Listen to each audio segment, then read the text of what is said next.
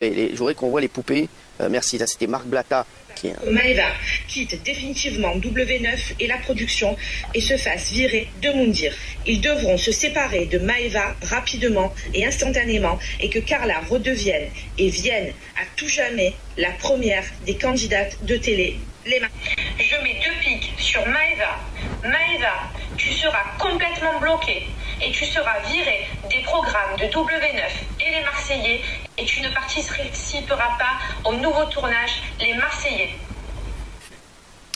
Alors, c'est vrai que ça, c'était les vidéos qu'on a vues la semaine dernière. La personne qu'on a vue tout à l'heure, c'était Marc Blatta, qui est un blogueur qui a révélé cette affaire. Et vous allez voir qu'il a fait d'autres vidéos aujourd'hui pour se rétracter. On va voir ça dans un instant, Carla.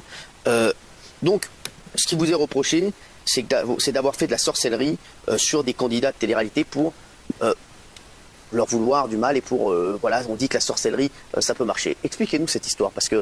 Alors déjà, je voulais vous remercier de pouvoir que je puisse prendre la parole, parce que c'est vrai que ça fait plus de 10 jours votre vérité. Que je ne parle pas sur les réseaux sociaux. C'est vrai que j'ai entendu beaucoup de choses qui se sont dites à mon égard, des choses vraies, des choses fausses. Ça n'a pas été évident, et c'est vrai que moi, je suis venue ici pour vous raconter mon histoire, ce qui s'est réellement passé depuis le début. Moi, ce qu'il faut savoir, c'est que j'ai consulté cette voyante à 17-18 ans. Aujourd'hui, vous en avez Aujourd'hui, j'en ai 24. C'est ça. Donc, j'étais absolument pas connue, je n'avais absolument pas les Marseillais. J'ai consulté parce qu'entre amis, on se disait, ah, ben, la voyance, c'est cool, peut-être qu'on peut lire notre futur, pourquoi pas, autant essayer. J'ai donc tapé sur Internet, voyante sur Marseille. Ah, d'accord, c'est juste, vous avez tapé sur Internet, vous êtes tombé sur... Le premier nom, c'était celui-ci. Incroyable. Donc, j'y suis allée. D'accord. Voilà. J'y suis allée, j'ai fait une consultation classique où, tout simplement, je sais même plus si ce qu'elle me disait, c'était vrai ou faux, mais je trouve ça assez rigolo. Donc, vous aviez 18 ans. J'avais 17-18 ans. Avec vous n'étiez pas connue à l'époque? Non, pas du tout. Voilà. J'étais dans la coiffure. Donc, il n'y a absolument rien d'autre qui se passe. Je fais cette consultation et je ne vois plus cette personne-là. Je ne la vois plus. Ah oui. Je continue ma vie, je continue mon métier de coiffeuse. Et à un moment donné, donc, vient ce casting des Marseillais. Donc, elle n'a absolument rien. J'ai entendu beaucoup de gens qui m'ont dit, mais non, elle a usé de ça pour passer à la télé. Non, absolument pas. Cette dame m'a recontactée à la suite de ma diffusion à la télé. Quoi, elle vous s'est rappelé Elle m'a rappelé, puisqu'elle avait mon numéro, en fait. Mais elle s'est dit, c'est la jeune fille qui avait... C'est ça. Elle s'est rappelée de moi, de qui j'étais, et surtout, elle avait mon numéro de téléphone. Donc, moi, je vois pas où est le mal. J'ai eu un bon feeling avec cette personne. Elle me dit qu'elle a envie de me voir, parce qu'elle m'a vu à travers la télé. Donc, je me dis, pourquoi pas, je vois pas où est le mal, pourquoi pas repartir dans son cabinet. À ce moment-là, elle m'explique qu'elle est contente de m'avoir vue, elle essaye un petit peu de savoir ce qui s'est passé. Elle avait vraiment une relation un peu amicale avec moi où elle me disait, c'est bien, mais maintenant, qu'est-ce que tu veux dans ta vie? Je dis, comme tout le monde, moi, je souhaite réussir, je souhaite repartir dans les aventures, je souhaite trouver un chéri qui soit gentil, qui soit fidèle, j'espère avoir des beaux enfants, j'espère bien gagner ma vie comme tout le monde. Ah, ok, à plusieurs, donc on se fait plusieurs rendez-vous à travers ça, où elle me dit, tu sais, moi, je vois ça pour toi. Mais donc vous la voyez plusieurs fois après. Je sais plus combien. Très peu, mais... C'était devenu en fait, Carla, une voyante et une confidente. Voilà, une petite confidente d'une amie que... Rémunérée? D'accord. S'il vous plaît, oui.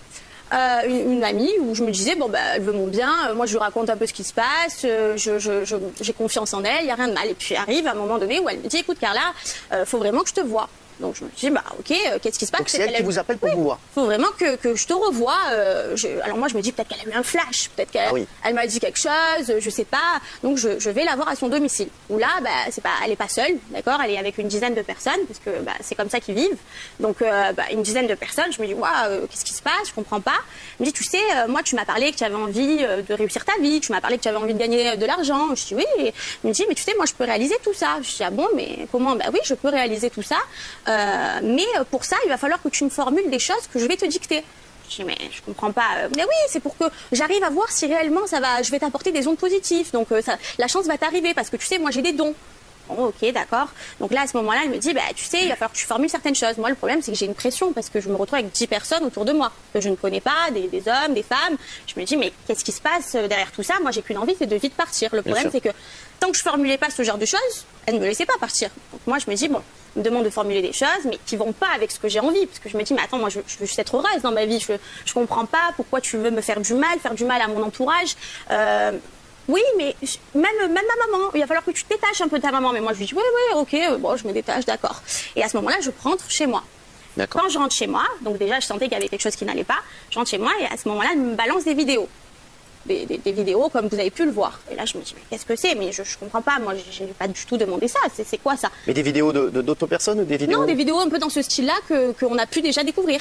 D'accord. Moi, je me dis, mais moi, j'ai pas demandé ça. Je comprends pas. Ah, si, tu m'as demandé ça. Mais maintenant, il va falloir payer. Comment? Je t'ai pas demandé ça. Si, mais maintenant, rappelle-toi que quand tu m'as formulé ces demandes, moi, je t'ai enregistré. D'accord, c'est-à-dire qu'elle vous disait par exemple, voilà, est-ce que tu n'aimerais pas être plus la star des Marseillais plus que les autres? Donc formule-le-moi et dis-moi, voilà, je veux être plus. Mais en étant directive et en me faisant faire des choses que j'avais pas envie, parce que ça allait pas. C'est pas genre, oui, bah alors tu as envie d'être connue, bah ok, je suis connue, non. Moi, je comprends pas vraiment ce qui se passe. Et là, donc, elle vous a enregistré. À votre insu. À mon insu. À votre insu. Et d'ailleurs, c'est sa manière de pratiquer, c'est qu'à chaque fois, elle enregistrait les choses. Donc, moi, je comprends pas. Et là, je me dis, mais moi, pourquoi je veux mon argent? Donc, elle me demande une somme qui était minime à l'époque, mais qui était déjà beaucoup pour moi, parce que je ne gagnais pas.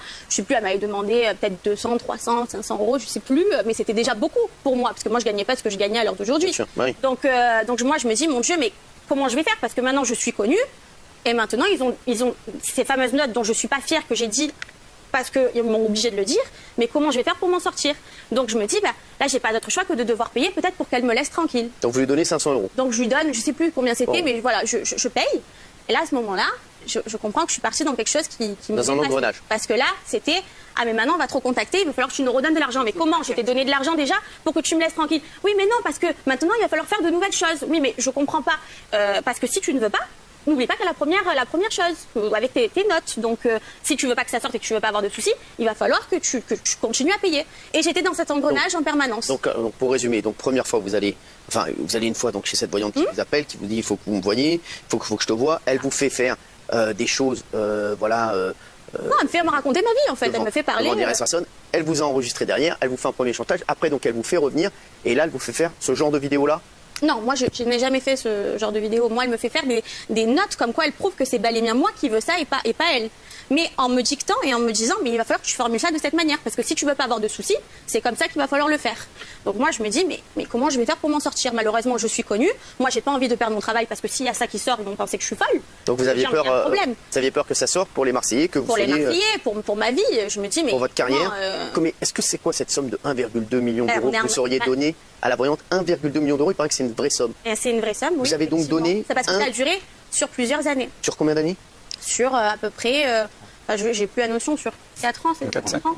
Sur 4 ans, donc sur 4 ans, elle vous a extorqué 1,2 million d'euros. Le problème, c'est que comme les paiements devenaient de plus en plus chers, parce que je pense qu'elle devait voir que. Elle vous demandait combien? Parce que de plus en plus. Ça a été quoi? 500 euros, puis quoi ensuite? Ah, bah après c'était 1000, et puis après c'était pas 1000, c'était 6000, et puis après c'était 8000, et puis en fait après ça ne s'arrêtait plus. C'est-à-dire qu'elle me laissait absolument aucun argent pour que moi je puisse vivre. Ah, parce que 1 200 000 euros sur 4 ans, il faut les avoir déjà. C'est ça. Oui, mais après je réussissais ma vie, moi, à travers ça. Et je pense qu'elle le voyait, parce que je pouvais pas lui mentir. Moi j'étais sur les réseaux sociaux. Moi quand je faisais mes placements, quand je passais à la télé, elle le voyait. Donc elle savait. J'étais même arrivée au stade où je me disais, quand je m'achète quelque chose, il faut surtout pas que je le montre, parce que s'ils voient que je m'achète un sac à main, ils vont te dire qu'il y a encore de l'argent à me soutirer.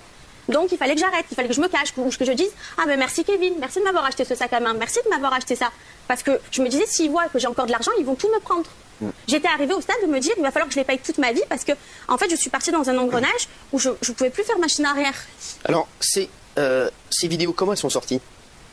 Comment, c'est-à-dire que... Non mais ces informations qu'a ce blogueur, tout ça. Bah moi, alors c'est là où j'en viens, c'est qu'en fait, ils ont commencé à me demander des sommes beaucoup plus grosses, et moi je ne trouvais pas les sommes, des sommes à des 50 000 euros. Ouais, voilà, jusque là par mois en fait. 50 000 euros par mois. Ouais, effectivement. Et moi, le problème, c'est que bien sûr, je les avais pas au niveau personnel, je ne les avais pas dans la société. Donc moi, je me retrouve à me dire, mais je ne peux plus te payer. J'ai une société maintenant. Moi, au début, je me suis dit, je vais pouvoir m'en sortir parce que j'ai une société.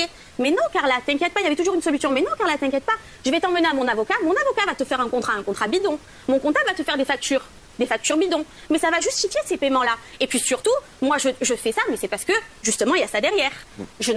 Donc, en fait, c'était un engrenage où il y avait toujours des solutions. Le problème, c'est que moi, je savais que je faisais une faute pour ma société. Je savais que je faisais quelque chose de mal. Mais malheureusement, moi, j'étais menacée. Parce que il n'y avait pas que ce genre de vidéo, c'est qu'il y a eu des menaces aussi où il me disait, tu sais, Carla, si tu payes pas, il va t'arriver des malheurs. Il va arriver des malheurs à ta famille, à ta maman. Donc moi forcément, parce que j'ai entendu plusieurs personnes qui m'ont dit mais t'as du caractère, Carla. Bien sûr j'ai du caractère à travers des aventures, de membres en dedans, je sais me défendre. Mais quand on menace ta famille, qu'est-ce qu'on fait? À l'heure d'aujourd'hui, quand on menace sa famille, on met ces menaces à exécution. Parce qu'ils sont allés chez ma mère pendant que j'étais en tournage. Pendant que j'étais en tournage, ils me contactaient, mais moi j'étais en tournage, je pouvais rien faire. Ah bon, mais je vais aller chez ta mère, te soutirer des chèques, de l'argent. Ma mère ne savait pas comment faire pour s'en sortir. Ils allaient jusqu'à chez elle. Oui, mais madame, si vous payez pas, il va vous arriver des soucis. Ma mère, qu'est-ce qu'elle a fait? Elle a payé. Par contre, une fois que je suis rentrée de tournage, elle m'a dit, Carla, maintenant, il va falloir que ça s'arrête, il va falloir prévenir la police. Il y a 2 ans de ça. Parce qu'il y en a plein qui ont dit, mais il y a quelques mois, non, il y a 2 ans que ma maman a porté plainte avec mon beau-père, et je le savais. Par contre, moi, je n'ai pas porté plainte parce que j'avais peur de ces gens, j'avais peur qu'ils mettent leurs menaces à exécution. Donc j'ai laissé faire ça par la police. Vous aviez peur de porter plainte aussi parce que vous vous êtes dit, si cette histoire sort... Si elle sait que c'est moi, elle va s'en prendre à moi, et elle va mettre ces menaces à exécution, chose qu'elle a fait. Et donc ça veut dire que vous viviez sous pression depuis des années? Je vivais sous pression, mais ce qui me rassurait, c'était de me dire, je paye, et tant que je paye, elle me laisse tranquille. Oui, mais payer tous les mois, à un moment, c'est insupportable. Je sais. 1,2 million d'euros, vous avez donné.